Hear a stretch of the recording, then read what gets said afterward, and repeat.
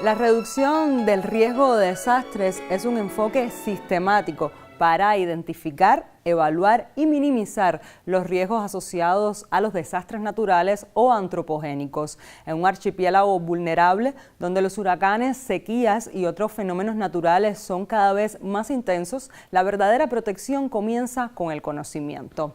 En medio de la temporada ciclónica analizaremos cómo la educación es un fuerte canal para salvar vidas, cómo se está trabajando en Cuba para crear una cultura de prevención, qué papel juegan las escuelas y las familias en este proceso, qué aprendizajes nos ha dejado ser pioneros en gestión de riesgos. Para debatir al respecto, hoy nos acompañan dos expertos en el tema. Orestes Valdés, especialista en educación ambiental del Ministerio de Educación. Muchísimas gracias a ustedes por acompañarnos. También se encuentra junto a nosotros Aimé Betancourt, oficial de programa de UNICEF en Cuba. Muchas gracias por acompañarnos.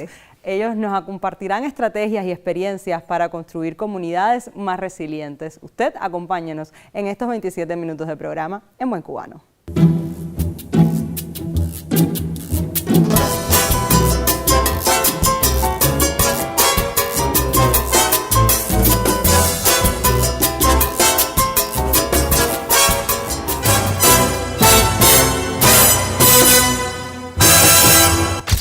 Empezamos nuestro debate en Buen Cubano para hablar sobre la educación, sobre riesgos de desastres, y ya le doy nuevamente la bienvenida a nuestros invitados y enseguida le pregunto, ¿qué significa cuando hablamos sobre reducción del riesgo de desastres y cuáles son sus componentes claves? Sí, excelente.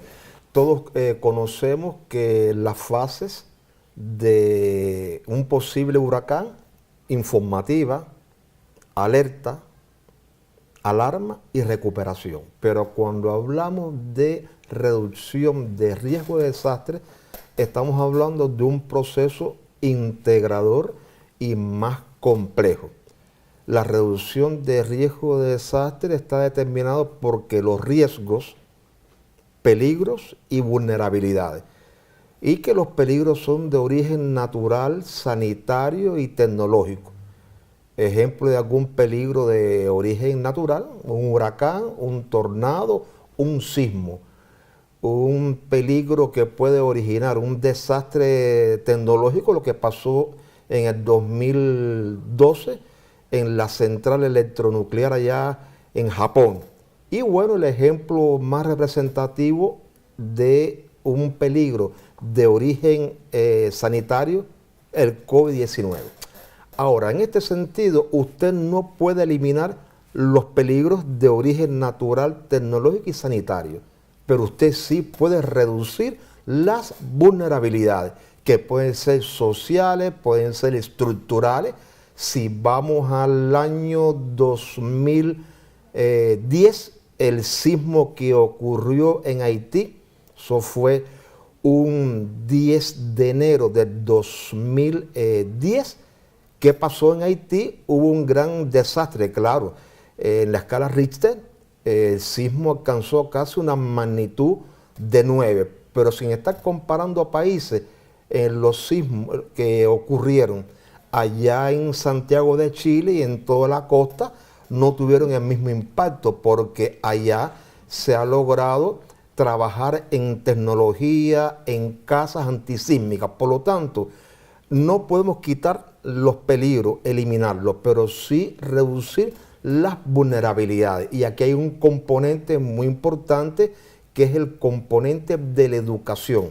A veces la población ve un peligro de derrumbe y pasamos por debajo de ese lugar, y eso es lo que se llama la baja percepción de riesgo, que tiene un componente muy subjetivo a nivel individual, pero hay que ganar mucho en esa percepción de riesgo. Y esta pregunta muy interesante, el ciclo de reducción de desastres está determinado porque usted tiene que identificar los riesgos, los peligros, las vulnerabilidades.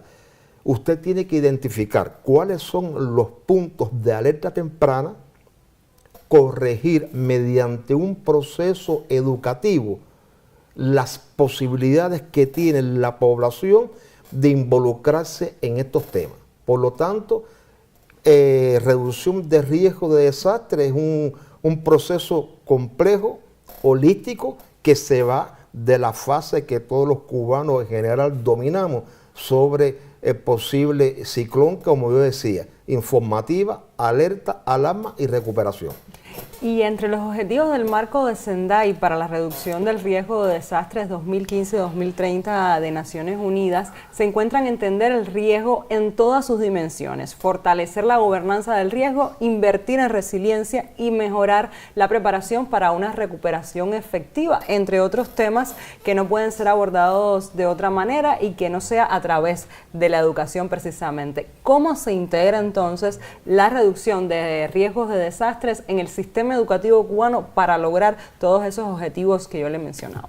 Sí, nosotros hemos cambiado los programas y los libros de texto, que es lo que se denomina perfeccionamiento. Se han involucrado, se han insertado temas sobre la reducción de riesgo de desastre en asignaturas como biología, ciencias naturales, defensa civil, geografía. Pero siempre me preguntan, el profesor Oreste Valdés, estos temas hay que ponerlos en el currículo, hay que agregarlo al currículo, al plan de estudio. Esa no es la única solución.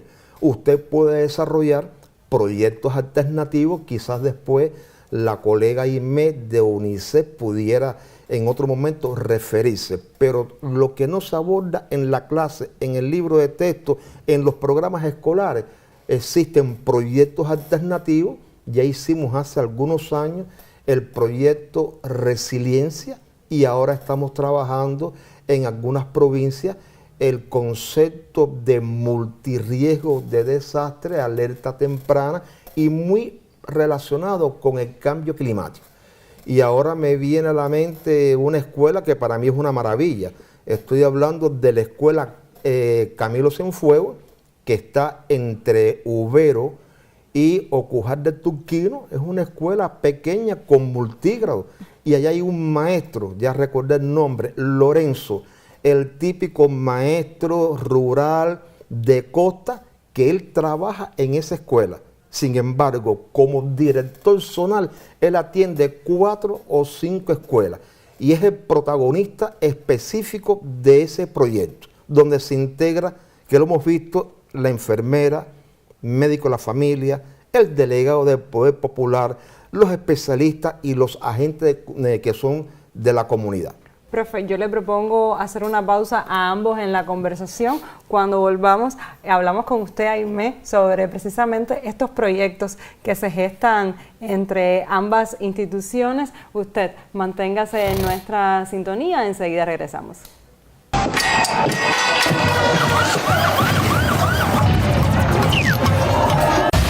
Las realidades del mundo actual exigen agudeza visual. Por eso aquí miramos y analizamos con Visión 2020.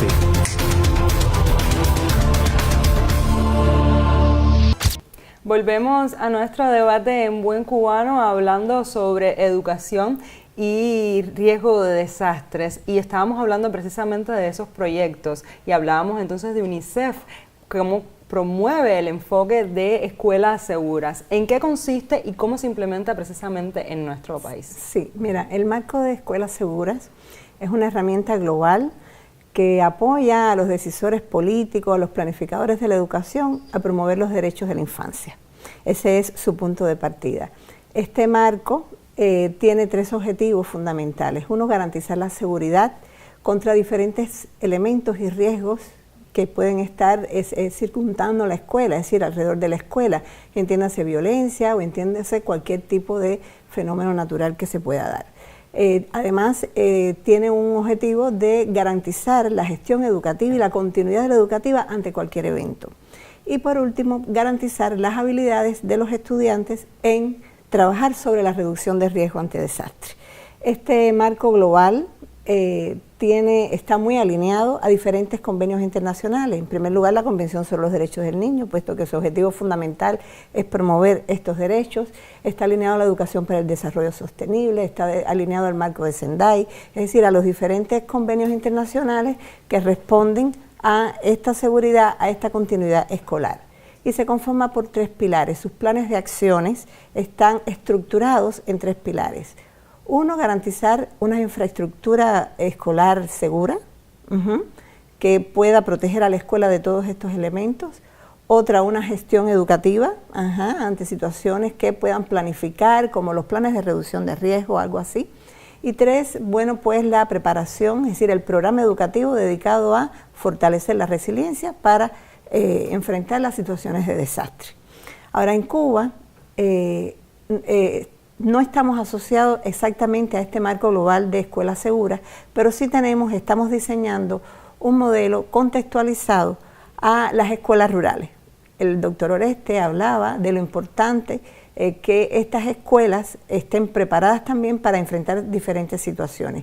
Y este modelo va a estar dirigido a fortalecer las infraestructuras desde el punto de vista ecológico, es decir, que las escuelitas sepan autogestionarse ante las situaciones que estamos enfrentando, a su energía, a su seguridad alimentaria, a su acceso adecuado del agua y saneamiento. Es decir, y por supuesto a tener un programa educativo que permita a los niños participar y aportar a estos planes de reducción de riesgo y enfrentar las situaciones de desastre. Y precisamente ese es el enfoque resiliente que persigue el marco de Escuela Segura y que persigue también nuestro programa de desarrollo. Y precisamente sobre este enfoque, ¿podrían compartir algún ejemplo de buenas prácticas en Cuba? Correcto. Nosotros hace ya más de 2 ciclos de cooperación, es decir, UNICEF tiene un ciclo de cooperación con el gobierno de Cuba que data de 5 años, se firma cada 5 años con las diferentes instituciones. Hace más de 10 años estamos trabajando con el Ministerio de Educación en proyectos para fortalecer la resiliencia en las escuelas y hacia las comunidades.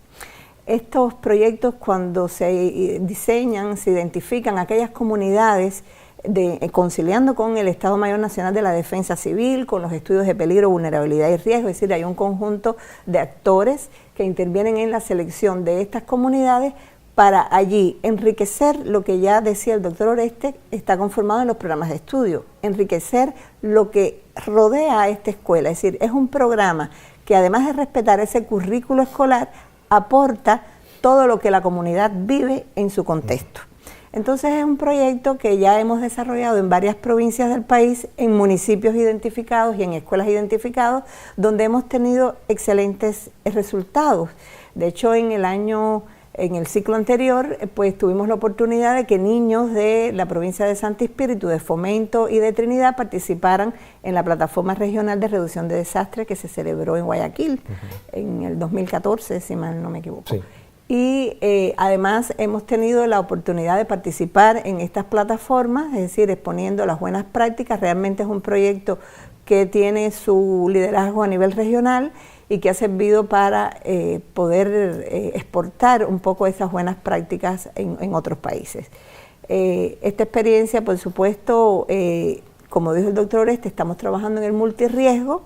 Se han ido incorporando a través de la práctica los nuevos acontecimientos como COVID, que era algo que no estaba esperado y que resultó muy impactante en los niños, sobre todo en el apoyo psicoemocional. Hemos estado aportando elementos que no estaban experimentados por las nuevas circunstancias y se han ido desarrollando en estos proyectos exitosamente. Además que se han creado materiales, los niños participan, se involucra toda la comunidad, es decir, la escuela como centro cultural más importante de la comunidad, involucra a los gobiernos locales, involucra a la federación, a los padres, es decir, y todos participan en la solución a veces de problemas locales que se identifican a través de estos proyectos. Profe, lo veía sintiendo. No, hablando de comunidad, yo quería socializar de forma breve 2 buenas prácticas. Voy a la escuela Emilio Bárcenas Pierre, eso está en Tumba 7, Soledad de Mayarí. Ahí está el maestro Noel Trujillo, un excelente maestro que todos estos temas de reducción de riesgo de desastres, cambio climático, alerta temprana, protección del medio ambiente, se trabaja de forma integral en esta escuela. Una escuela de multigrado, tiene 65 alumnos de matrícula, pero es una buena práctica. Y voy ahora a Granma. voy a la escuela Hilario Hernández Torres, ahí está el maestro Yamil, que él, la clase de historia, de español, de ciencia, lo hace en la comunidad. Lleva a los estudiantes a la zona del sendero El Guafe, toda esa zona aborigen, y entonces en vez de dar esa clase en el marco de la escuela, él la da en el marco de la comunidad. Pero la licenciada Imé hablaba de la cooperación. Ocurrió el sismo el 10 de noviembre de 2024. Y como parte de las escuelas seguras, lo más importante es reanudar el proceso docente educativo lo antes posible. Ahí UNICEF donó carpas, otros insumos, recursos para facilitar estos procesos. Y entonces estos son proyectos muy importantes que aportan a la escuela, a la comunidad y a la percepción de riesgo de desastre. Yo les propongo hacer una pausa en nuestra conversación. Usted recuerde que si quiere compartir su experiencia o proponer otros temas al debate, lo puede hacer a través de nuestro correo electrónico en buencubano@icrt.cu y también a través de nuestras redes sociales. Enseguida volvemos.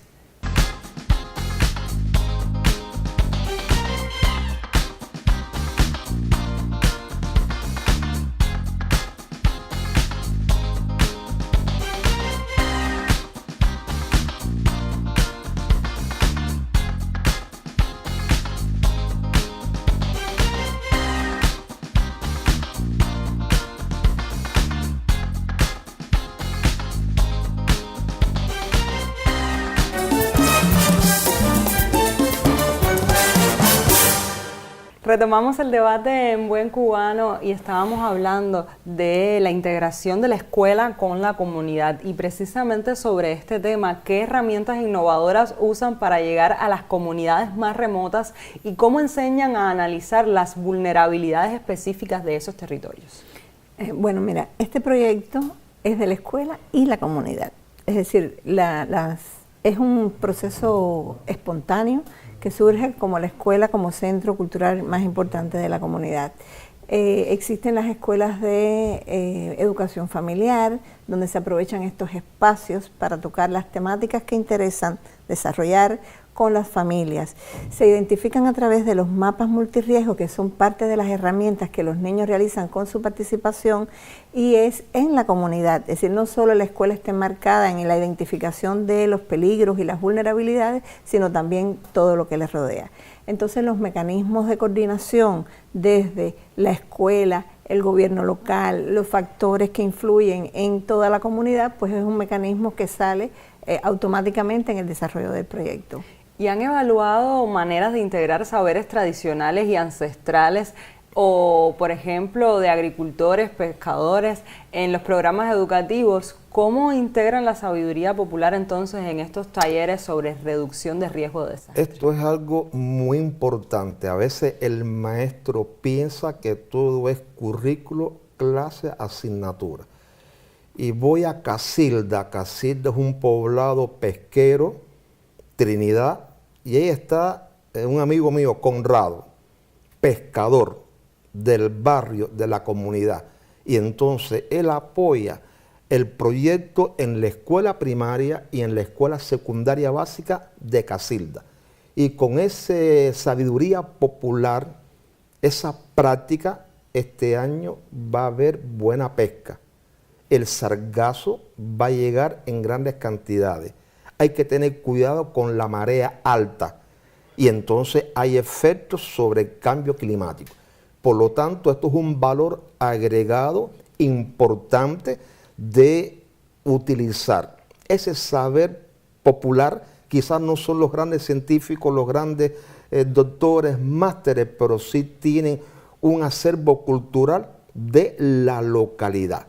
Y también voy a Antonio Guitera, eso está por Sigua, Baconao, una escuela que pasamos mucho trabajo en llegar a ese lugar, y entonces mediante la música, el arte, la dramatización típica de ahí, de Sigua, Baconao, estoy hablando la costa suroriental, se integran todos estos saberes, y mediante la cultura, la danza, la música, el proyecto Aprende. Y recuerdo que hay una canción famosa que hay que crear resiliencia. Y ahí estaban los padres, las guitarras y toda la comunidad. Eso es un valor muy importante y agregado. Y la culinaria también. En Baracoa y Maicí tuvimos la oportunidad de ver cómo la misma comunidad, a partir de lo que oferta la naturaleza en esos lugares, como el chocolate, como el coco, pues crean sus propias recetas para enfrentar situaciones de desastre. Es decir, cómo ellos pueden acudir a la naturaleza también para alimentarse y sobrevivir ante estos eventos. Y en emergencias recientes, ¿qué lecciones les han aportado